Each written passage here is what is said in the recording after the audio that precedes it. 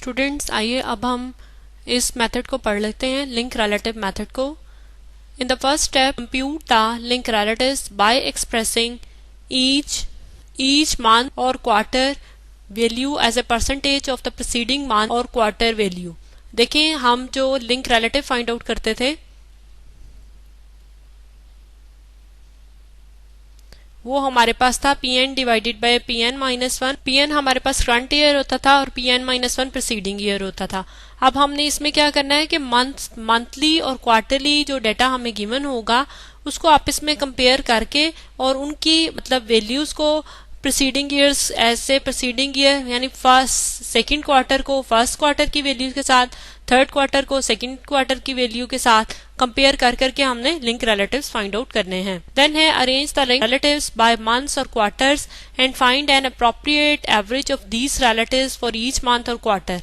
ठीक है, जब ये हम फाइंड आउट कर चुकेंगे लिंक रिलेटिव्स तो तब हम क्या करेंगे, कोई एक एवरेज फाइंड आउट कर लेंगे, से हम मीडियन और मीन को फाइंड आउट कर लेंगे और रिलेटिव्स हम जो चेन रिलेटिव्स अब फाइंड आउट करने के लिए क्या करेंगे, means convert the average, median और mean relatives into a series of chain relatives by setting the value of January or the first quarter as 100 and carrying the process to include the first unit of the next period।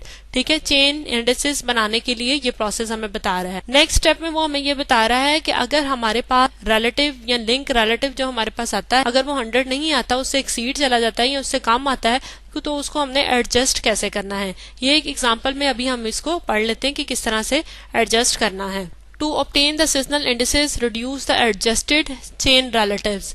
ठीक है, अब ये adjusted chain relatives का हमें बता रहा है कि उसको हम किस तरह से उससे seasonal indices find out करेंगे। अगर हमारा एक सीड था chain relative तो उसको हमने adjusted chain relative में कन्वर्ट किया, देन उससे हमने seasonal indices किस तरह से फाइंड आउट करने हैं। तो इस स्टेप में वो हमें यही बता रहा है कि हम ये करेंगे कि हम जो फर्स्ट होगा यानी इधर लिखा हुआ है कि to the same level as January और the first quarter by multiplying each of the adjusted chain relatives by the correction factor. Okay, by the correction factor that will make the average of the indices equal 100, जो कि indices को 100 के equal कर लेंगे।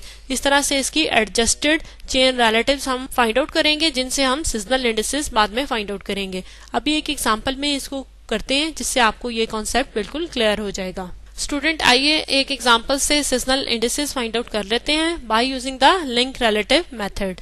ठीक है, years हमें 1948 to 1951 example में गिवन है। इसी तरह से आप देखें 4 क्वार्टर्स भी हमें गिवन है। फर्स्ट ऑफ ऑल हमने क्या करना है, लिंक रिलेटिव फाइंड आउट करना है।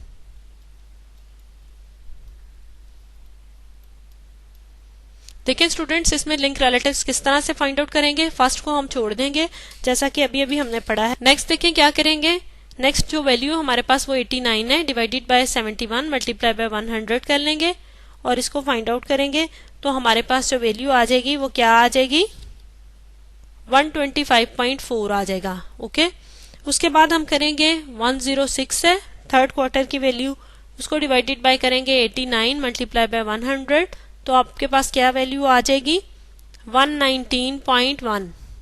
फोर्थ क्वार्टर का देखें 78 divided by 106 multiply by 100 equals to क्या आपके पास आ जाएगा, आपके पास आ जाएगी वैल्यू यहाँ पे 73.6। स्टूडेंट्स जो पहले हम लिंक रिलेटिव फाइंड आउट करते थे वो हम जो करंट ईयर है उसको प्रीसीडिंग ईयर से कंपेयर करके कर रहे थे। जो इस क्वेश्चन में हम कर रहे हैं वो क्या कर रहे हैं, हम इस क्वेश्चन में एक ही ईयर है लेकिन उसके डिफरेंट क्वार्टर्स को आपस में कंपेयर कर रहे हैं या डिफरेंट क्वार्टर्स को और डिफरेंट ईयर्स के क्वार्टर्स को आपस में कंपेयर कर रहे हैं। देखिए हम 1949 में 71 इसकी वैल्यू है, डिवाइडेड बाय क्या आएगा हमारे पास 78 multiply by 100 equals to 91.0। Next 90 divided by 71 multiply by 100 equals to 126.8 और इसी तरह से आप इसके फाइंड आउट करते जाएं। यहाँ पे 120.0, 73.1 और जब 90-50 के लिए आएगा तो यहाँ पे 73 है और जो लास्ट वैल्यू थी वो क्या थी, 79 थी और आपके पास इसका जो लिंक रिलेटिव आ जाएगा वो आ जाएगा 92.4 124.7, 122.0, 73.0 और इसी तरह इसका आ जाएगा 93.8, 127.6, 125.8 एंड 73.0। ठीक है जी। अब हमने मीडियन फाइंड आउट करना है। मीडियन के लिए क्या होता है, first step, in the first step हम क्या करते हैं, अरेंज कर लेते हैं वैल्यूज को।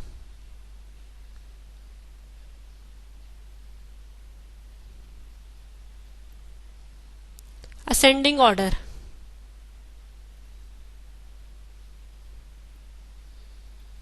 और मीडियन हमारे पास होता क्या है in actual, median equals to होता है मिडल वैल्यू।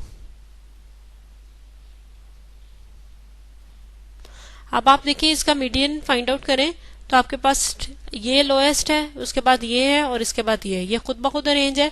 तो आप इधर लिख दें मीडियन, क्या आ जाएगा आपके पास 92.4। देन इसी तरह से इनको सबको करें तो आपके पास जो सबसे लोएस्ट वैल्यू है वो ये है नंबर 1 पे। देन आपके पास ये है 125.4, देन 126.8 और ये। आप 2 मिडल वैल्यूज को ले लें, मतलब इन दोनों वैल्यूज को ले लें आप, सही है। 3 और 4 वैल्यू को 2 से डिवाइड करके इसके ऊपर लिखें तो क्या आ जाएगा मीडियन 126.1। मीडियन बिल्कुल उसी तरह से हम फाइंड आउट कर रहे हैं जैसा कि हमने डिस्क्रिप्टिव स्टैटिस्टिक्स में किया है, सही है। इनको भी सबको अरेंज करें, 2 मिडल वैल्यूज को लेके 2 पे डिवाइड करें, ऐड करके 2 पे डिवाइड करना है, ठीक है। तो आपके पास ये आ जाएगा 73.1। नेक्स्ट अब देखें हमने क्या करना है। नेक्स्ट स्टूडेंट्स, हमने चेन रिलेटिव फाइंड आउट करने हैं। चेन रिलेटिव फाइंड आउट करने के लिए जो अभी हमने मेथड पढ़ा है उसमें यही पढ़ा है कि फर्स्ट को हम 100 लिख लेंगे और इधर हम अगर मैं मीडियन लिख लेती हूँ, चेन रिलेटिव हम बिल्कुल उसी तरह से फाइंड आउट करेंगे जैसे हमने पहले इंडेक्स नंबर में सीखा है। आप ये देखें यहाँ पे जो मीडियन है वो हमारे पास क्या आया था 92.4, 126.1, 121.0 एंड 73.1, सही है। अब आप ले लें इस क्वार्टर को, कैसे करेंगे कि 100 को इससे मल्टीप्लाई करेंगे, यानी 126.1 multiply by 100 divided by 100 equals to 126.1 ही आ जाएगा। इसी तरह से इसको करें कि 126.1 मल्टीप्लाई बाय, आप इसको इसके साथ करेंगे, जो इसका रिजल्ट निकला है 121 डिवाइडेड बाय 100, तो आपके पास क्या आ जाएगा 152.6। आप क्या करेंगे कि इसको इससे मल्टीप्लाई करें, यानी 73.1 मल्टीप्लाई बाय 152.6 डिवाइडेड बाय 100, आपके पास क्या वैल्यू आ जाएगी। आप इस वैल्यू को किसके साथ मल्टीप्लाई करेंगे, यानी इस वैल्यू को मल्टीप्लाई करेंगे आप 92.4 के साथ, ठीक है, इस फर्स्ट वैल्यू के साथ, और डिवाइडेड बाय 100 करें और आपके पास क्या वैल्यू आ जाएगी 103.1। ठीक है स्टूडेंट्स, अब देखें ये जो 103.1 है, अगर 103.1 माइनस 100 करें तो हमारे पास क्या डिफरेंस आ रहा है 3.1 का।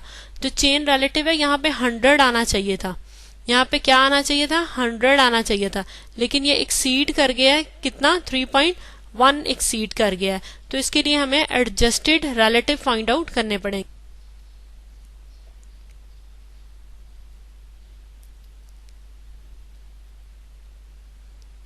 चेन रिलेटिव्स हमें फाइंड आउट करने पड़ेंगे। उसके लिए हम क्या करेंगे कि सेकंड क्वार्टर से, क्योंकि फर्स्ट को तो एज इट इज लिख लेंगे, सेकंड क्वार्टर से उसकी वैल्यू लिखें 126.1 माइनस करें 3.1 डिवाइडेड बाय 4 से, ठीक है, और आपके पास आंसर आ जाएगा इसका 125.32। और थर्ड क्वार्टर के लिए देखें 152.6 माइनस 2/4 3.1, क्योंकि 4 क्वार्टर्स है ना हमारे पास, तो पहले का 1/4 पार्ट्स, और इसका जो आंसर आ जाएगा आपके पास वो आ जाएगा आपके पास 151.05। फोर्थ के लिए आप करें तो आपके पास क्या आएगा, फोर्थ वैल्यू क्या थी आपकी माइनस कर दें इसको 3/4 3.1 से, तो आपके पास आंसर आ जाएगा 109.28। अब आप इधर लिख लें जो अभी अभी हमने वैल्यूज फाइंड आउट किए हैं। सेकंड में क्या आई थी वैल्यू,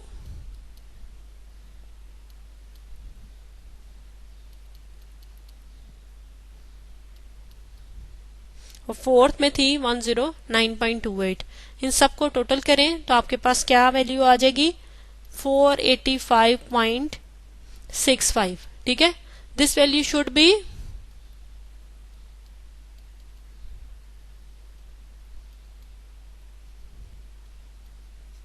400। ठीक है, लेकिन ये 400 से एक्सीड कर रही है, सो हमें इसे भी एडजस्ट करना पड़ेगा। इसको एडजस्ट करने के लिए हम क्या करेंगे कि टोटल हमारे पास 400 है डिवाइडेड बाय, क्योंकि 4 क्वार्टर्स हैं हमारे पास, 485.65। इसको कैलकुलेट करें तो हमारे पास वैल्यू क्या आ जाती है 0.824। इस वैल्यू को ये जो 0.824 निकला है इसके साथ मल्टीप्लाई करें। ठीक है, से मैं इसको ए कह देती हूँ। ठीक है, मीन्स के अब मैं क्या करूंगी 100 मल्टीप्लाई बाय ए क्या है, ये वैल्यू है, तो आपके पास क्या आ जाएगा 82.4। सही है, इसी तरह इस वैल्यू के साथ मल्टीप्लाई करें, यानी 125.32 मल्टीप्लाई बाय क्या आएगा 0.824 है ना हमारे पास, तो इससे मल्टीप्लाई करें तो ये आ जाएगा 103.2 151.05 मल्टीप्लाई बाय 0.824 इक्वल्स 124.4, और इसी तरह से आप इसको कर लें, यानी 109.28 मल्टीप्लाई बाय 0.824, तो आपके पास आ जाएगा 90.0। इन सबको ऐड करें तो देखें ये जरूर 400 के इक्वल ही आएगा। सही है, इसका ये मतलब है कि हमने सीजनल इंडिसेस फाइंड आउट कर लिए। These are our required seasonal indices.